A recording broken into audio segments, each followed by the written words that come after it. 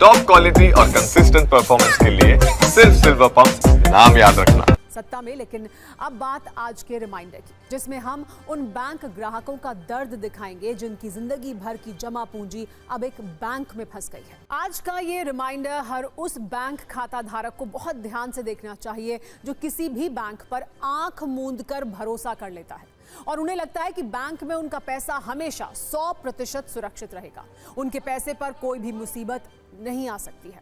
अगर ऐसे विचार आपके मन में भी हैं, तो महाराष्ट्र से आई एक खबर आपके विश्वास को हिला सकती है। वहां एक बैंक पर ही अचानक ताला लटक गया। न्यू इंडिया कोऑपरेटिव बैंक पर आरबीआई ने 6 महीने का बैन लगा दिया। यहां बैन का मतलब है किसी भी तरह के लेन देन पर पूरी तरह से रोक लगा दी गई। यानी अब 6 महीने तक ना तो ग्राहक इस बैंक से अपना पैसा निकाल सकते हैं और ना ही पैसा जमा किया जा सकता है, फिर चाहे आपका सेविंग अकाउंट हो या करंट अकाउंट।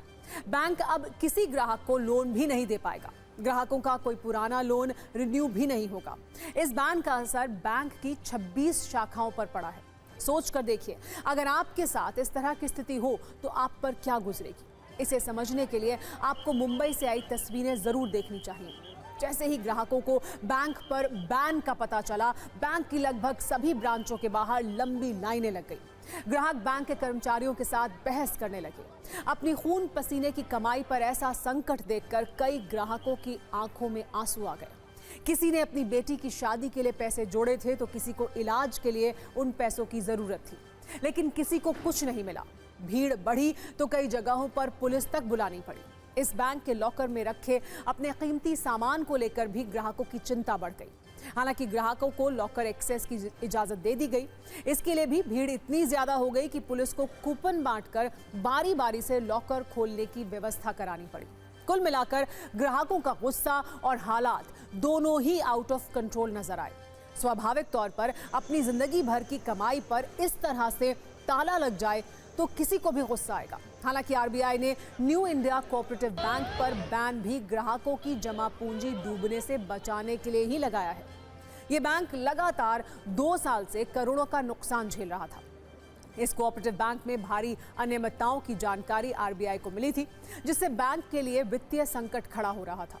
अब 6 महीने में इसकी वित्तीय हालत सुधारने की कोशिश की जाएगी। 6 महीने पूरे होने के बाद आरबीआई अपने फैसले का रिव्यू करेगा और आगे के लिए दिशा निर्देश जारी किए जाएंगे। इसका सीधा सा मतलब यही है कि अगले 6 महीनों तक लाखों ग्राहकों के लिए मुश्किल वक्त है।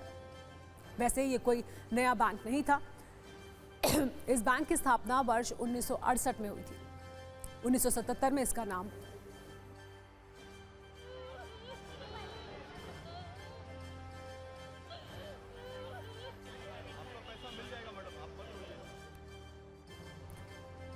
इस बैंक की स्थापना वर्ष 1968 में हुई थी। 1977 में इसका नाम बदलकर न्यू इंडिया कोऑपरेटिव बैंक रखा गया। महाराष्ट्र और गुजरात समेत कई राज्यों में इस बैंक की 26 ब्रांच हैं, जिनमें ग्राहकों की 2400 करोड़ रुपए से ज्यादा की रकम जमा है। ये रकम जिन लोगों की है, आज वो गुस्से में है, दर्द और परेशानी में है। ये लोग किसी भी तरह अपनी जमा पूंजी वापस पाना चाहते हैं।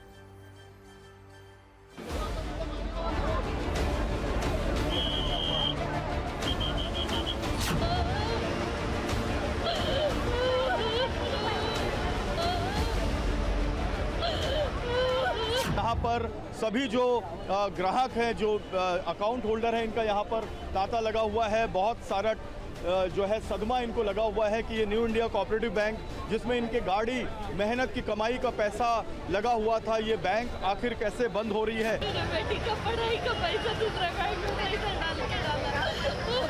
दादी बीमार है हॉस्पिटल में, उसी के लिए पैसा चाहिए था। मैं उसके लिए आया था। अब 1 रुपया भी नहीं है मेरे पास में। आधार है हमारे सब बच्चों के लिए, पढ़ाई के लिए सब रखा है उनके लिए। अभी हम लोग को पैसा नहीं मिल रहा तो हम लोग क्या करेंगे। तो मेल रात को ये लोग मेल डाला, सभी जो नोटिस आई मेल रात को है हम लोग को। उसके पहले अगर पता चलता तो हम लोग किधर न किधर एडजस्ट करते थे। कल इन्होंने जो आरबीआई की गाइडलाइंस थी, फिर भी इन्होंने डिपॉजिट कलेक्ट किया। एक्चुअली करना नहीं था, उनका क्लियर कट था, no withdrawal no deposit. Bank वाले है ही नहीं, है तो वो झगड़ा होता था इसलिए भाग गए। कोई पब्लिक को जवाब नहीं दे रही है, पुलिस आके खड़ी है। हमारे सेविंग अकाउंट बहुत सारा पैसा है। अभी कोई आश्वासन नहीं दे रहा है, कोई लिखित में कुछ नहीं बोलने को राजी है कि सेविंग्स अकाउंट का पैसा कब मिलेगा। एफडी का तो मिल जाता है, पर सेविंग्स का क्या मिलेगा।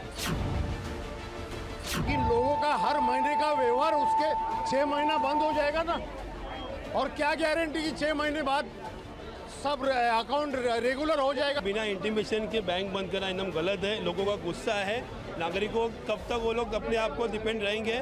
बैंक का कुछ आंसर भी नहीं आ पा रहा है, अंदर से कुछ आंसर आना चाहिए। ना कोई मैनेजर ना कोई कर्मचारी बाहर आके बोलने को भी तैयार नहीं है। सिर्फ आम आदमी को धक्के खाने के लिए खड़ा कर दिया है। बाकी लोग कहाँ जाएंगे? हम लोग भूखे मर जाए।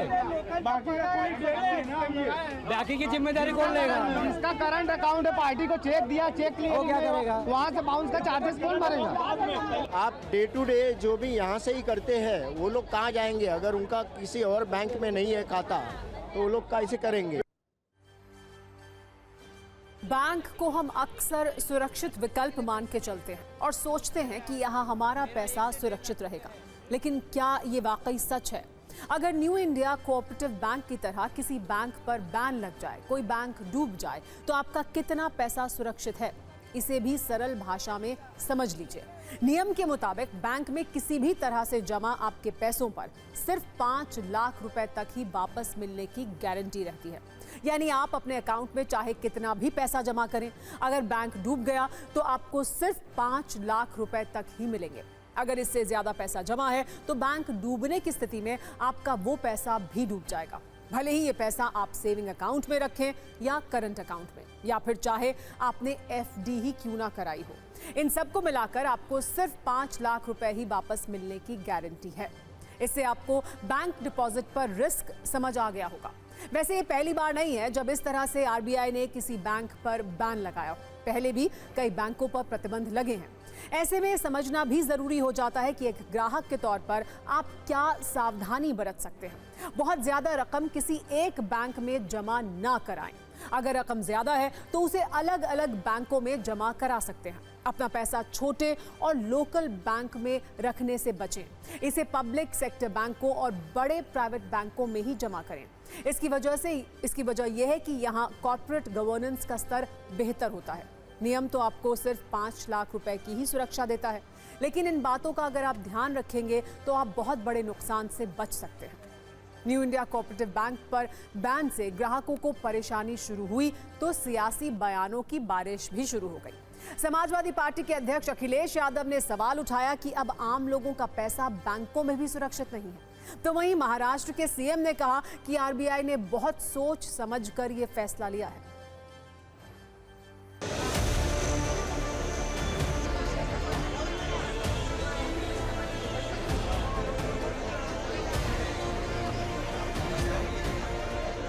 आरबीआई जब कोई बैंक खराब परफॉर्मेंस करती है, जब उसके जो एसेट्स होते हैं वो डिप्लीट होते हैं, तो आरबीआई इस प्रकार के प्रतिबंध लगाती है, उस पर इंक्वायरी करती है, डिप्लीट होने वाले एसेट्स को रोकने की कोशिश करती है। जो प्राथमिक जानकारी है उसके आधार पर मैं कहना चाहता हूँ कि निश्चित रूप से आरबीआई ने जो कार्रवाई की है वो सोच समझ कर ही की हो।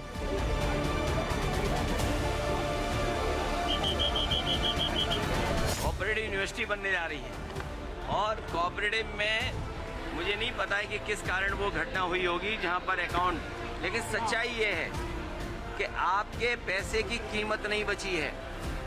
जो लोग अगर रिबेट भी दे रहे हैं या आपके 12 लाख पर कर रहे हैं, तो बताओ महंगाई क्या है।